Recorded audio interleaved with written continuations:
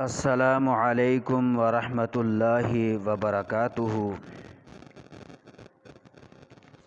نحمدہ ونصلی علی رسولہ الکریم، اما بعد فاعوذ باللہ من الشیطان الرجیم، بسم اللہ الرحمن الرحیم۔ وقال اللہ تبارک وتعالی فی القرآن المجید والفرقان الحمید،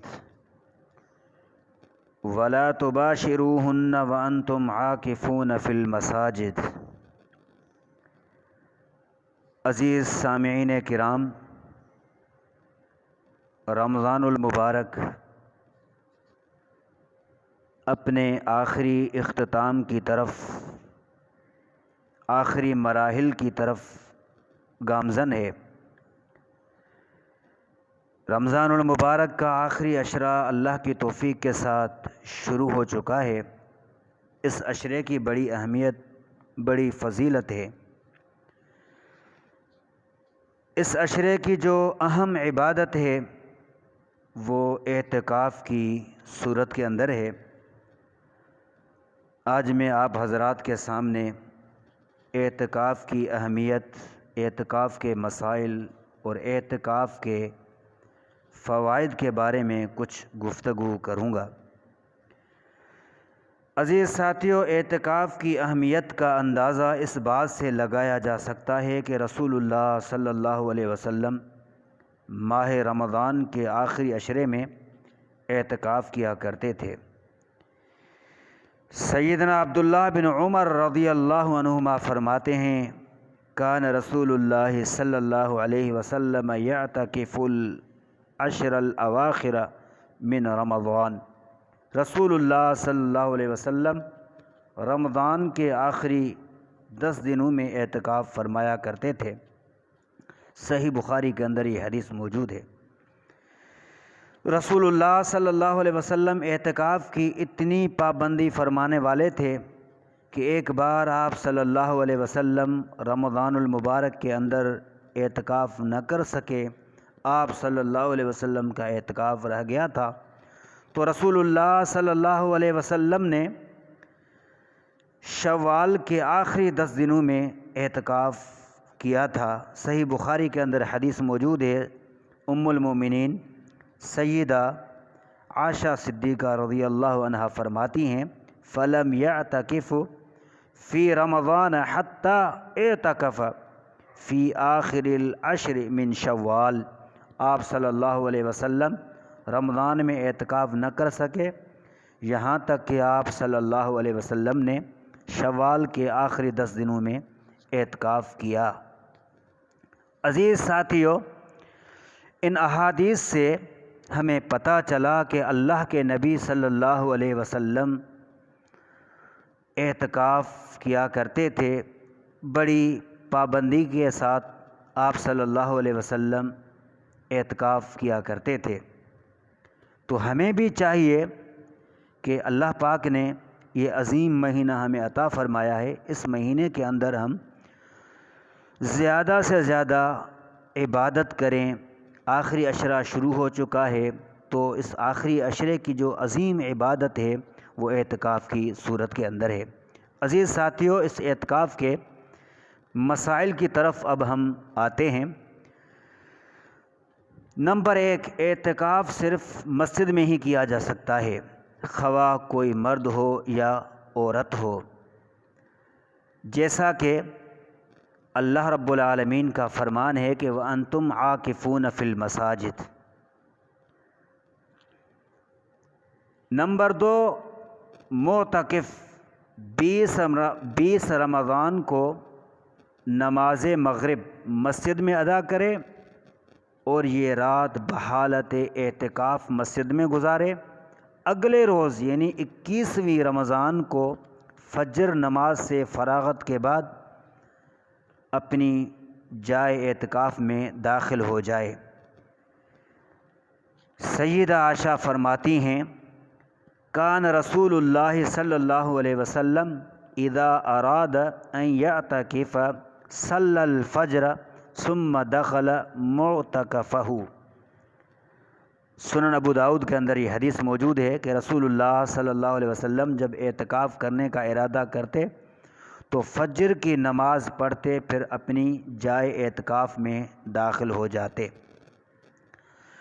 اعتکاف کے مسائل میں سے تیسرا اہم مسئلہ، معتکف انتہائی ناگزیر حالت میں گھر جا سکتا ہے، جیسا کہ سیدہ عائشہ صدیقہ رضی اللہ عنہا فرماتی ہیں، وَكَانَ لَا يَدْخُلُ الْبَيْتَ إِلَّا لِحَاجَةٍ إِذَا كَانَ مُعْتَكِفًا۔ رسول اللہ صلی اللہ علیہ وسلم جب اعتکاف بیٹھے ہوتے تو گھر نہ آتے مگر یہ زیادہ ضرورت ہوتی تو آپ صلی اللہ علیہ وسلم گھر تشریف فرما ہوتے۔ عزیز ساتھیو، اعتکاف کے مسائل میں سے ایک مسئلہ یہ بھی ہے کہ خواتین بھی مسجد میں اعتکاف کر سکتی ہیں، جیسا کہ سیدہ عائشہ فرماتی ہیں کہ ان النبی صلی اللہ علیہ وسلم کان یعتکف العشر الاواخر من رمضان حتی توفاہ اللہ ثم اعتکف ازواجہ من بعدہ۔ صحیح بخاری کے اندر حدیث موجود ہے، پیارے پیغمبر صلی اللہ علیہ وسلم ماہ رمضان کے آخری 10 دنوں میں اعتکاف فرماتے، یہاں تک کہ اللہ نے آپ کو بلا لیا، پھر آپ کے بعد آپ کی ازواج مطہرات نے مسجد کے اندر اعتکاف کیا۔ اعتکاف کے مسائل میں سے ایک مسئلہ یہ بھی ہے کہ حالت اعتکاف میں مباشرت ناجائز ہے۔ جو بندہ اعتکاف میں بیٹھا ہے وہ اپنی بیوی کے ساتھ مباشرت نہیں کر سکتا۔ سورۃ البقرہ کے اندر اللہ پاک نے ارشاد فرمایا، وَلَا تُبَاشِرُوهُنَّ وَأَنْتُمْ عَاكِفُونَ فِي الْمَسَاجِدِ، اور تم ان بیویوں سے مباشرت نہ کرو جب کہ تم مسجد میں اعتکاف میں بیٹھے ہو۔ عزیز ساتھیو، یہ اعتکاف کے کچھ مسائل تھے جو میں نے آپ حضرات کے سامنے رکھے۔ اب ہم آتے ہیں اعتکاف کے فوائد۔ ایک بندہ مسجد میں اعتکاف کی نیت سے بیٹھتا ہے، اس کو کون کون سے فائدے پہنچتے ہیں؟ عزیز ساتھیو، سب سے پہلا اور سب سے اہم فائدہ اعتکاف کا یہ ہے کہ نماز باجماعت پڑھنے کی سہولت میسر آنے کے ساتھ ساتھ باجماعت نماز پڑھنے کی عادت پڑتی ہے۔ جو بندہ، جو انسان، جو مسلمان، جو مومن اعتکاف میں بیٹھتا ہے تو اس کے اندر یہ عادت ہو جاتی ہے نماز کو باجماعت پڑھنے کی، تو اعتکاف ہو جانے کے بعد بھی وہ مسجد میں آ کر نماز باجماعت کے ساتھ ادا کرے گا۔ اعتکاف کا ساتھیوں دوسرا اہم فائدہ یہ ہے کہ اعتکاف بیٹھنے سے مسجد میں ہونے والے علمی دروس، علمی حلقوں میں شمولیت یقینی ہو جاتی ہے۔ یعنی جو بندہ اعتکاف میں بیٹھا ہے تو مسجد کے اندر جو دروس ہوتے ہیں، درس ہوتے ہیں ماہ رمضان میں، تو اس میں وہ بندہ بیٹھتا ہے، اس کے علم کے اندر اضافہ ہوتا ہے۔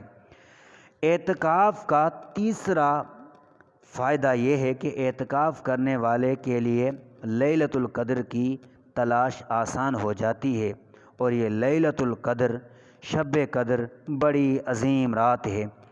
اللہ پاک کا ارشاد ہے کہ لیلۃ القدر خیر من الف شہر، 1000 مہینوں کی راتوں سے یہ ایک رات افضل ہے۔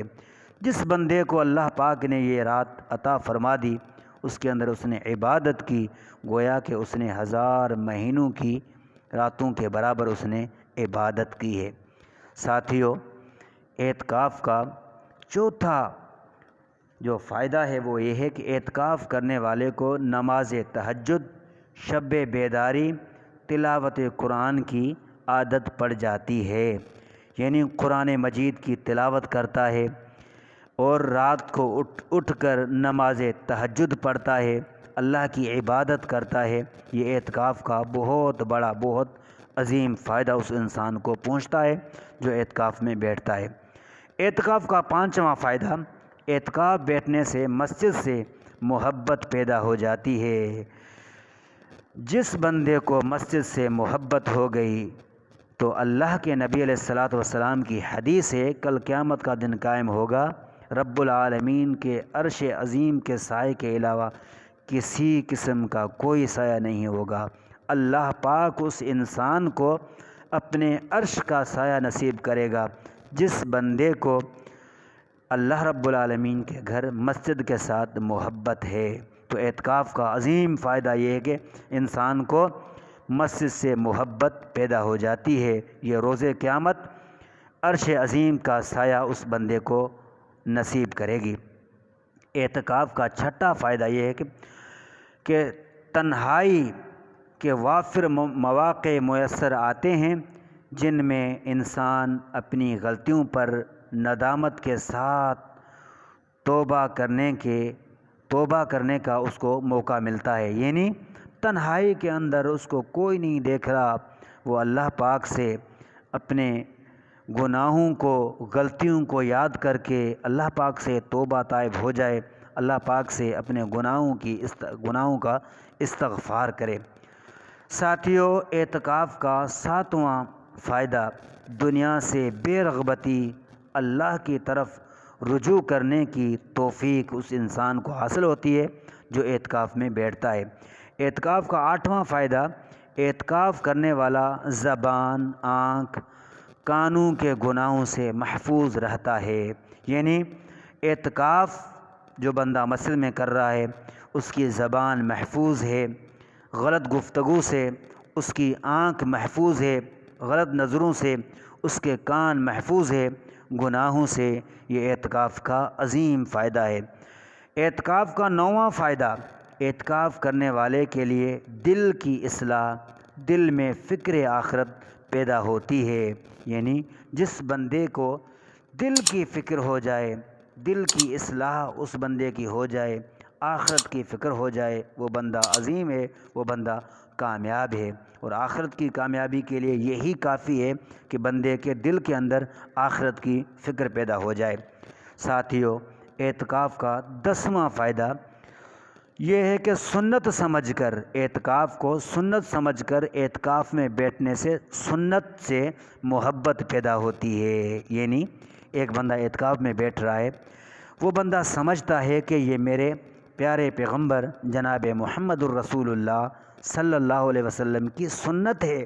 آپ صلی اللہ علیہ وسلم نے اعتکاف خود فرمایا ہے، آپ کی ازواج مطہرات نے اعتکاف فرمایا ہے، مجھے اس اعتکاف سے محبت ہے، مجھے اس سنت سے محبت ہے۔ تو اس بندے کو اللہ کے نبی علیہ الصلوۃ والسلام کے طریقے کے ساتھ، آپ صلی اللہ علیہ وسلم کی سنت کے ساتھ اس بندے کو محبت پیدا ہو جاتی ہے۔ اعتکاف کا 11واں فائدہ، اعتکاف کرنے سے اعتکاف خانہ جو کہ قبر نما ہوتا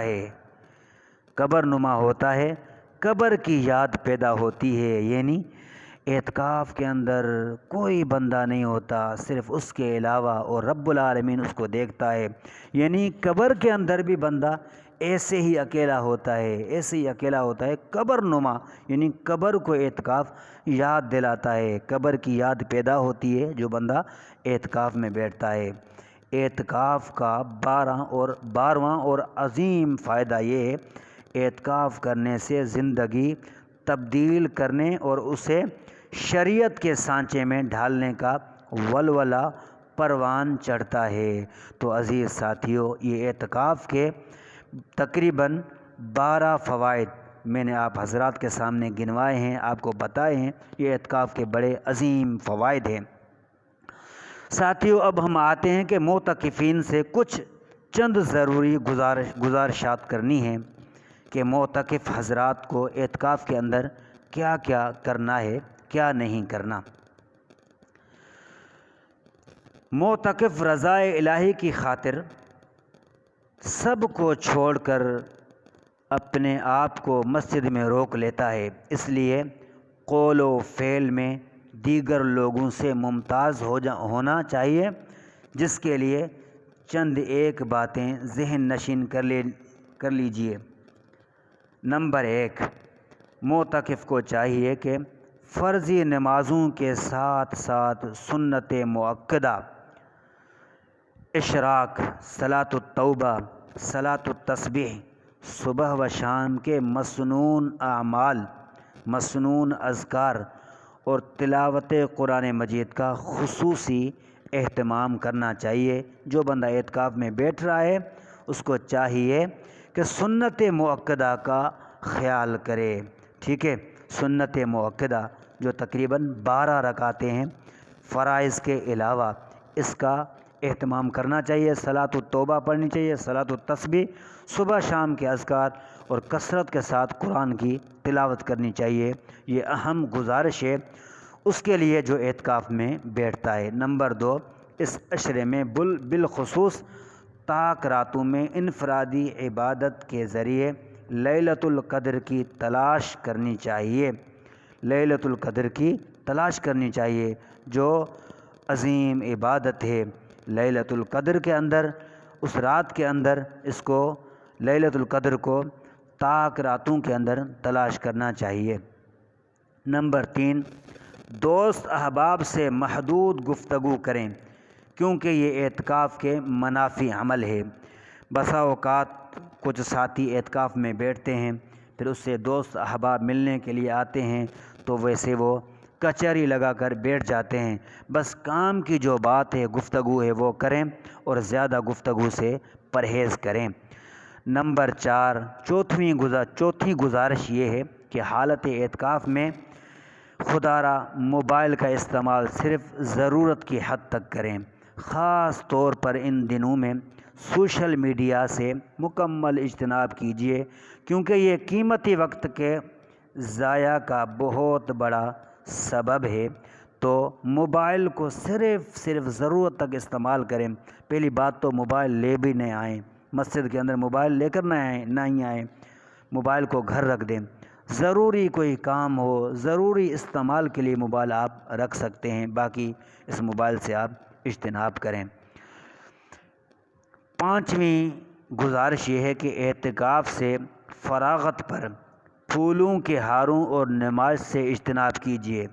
بعض حضرات یہ کرتے ہیں، جو اعتکاف میں بیٹھتا ہے اس کے گھر والے، اس کے عزیز و اقارب اس بندے کو پھولوں کے ہار پہناتے ہیں، پھولوں کے ہار پہناتے ہیں جب اعتکاف سے نکلتا ہے۔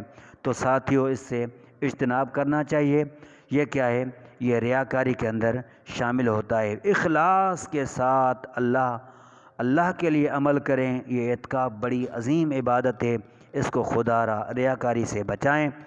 اللہ پاک سے دعا ہے، اللہ پاک مجھے اور آپ تمام حضرات کو، آپ تمام بھائیوں کو قرآن اور حدیث کی ان باتوں پر عمل کرنے کی توفیق عطا فرمائے، اور اس رمضان المبارک کے اندر جتنا ہو سکے ہم اللہ رب العالمین کے قرآن کی تلاوت کریں، کثرت کے ساتھ قرآن کی تلاوت کریں، توبہ طائب ہو جائیں، اپنے گناہوں کی توبہ کریں، استغفار کریں اور کوشش کریں کہ اعتکاف کے اندر بیٹھیں،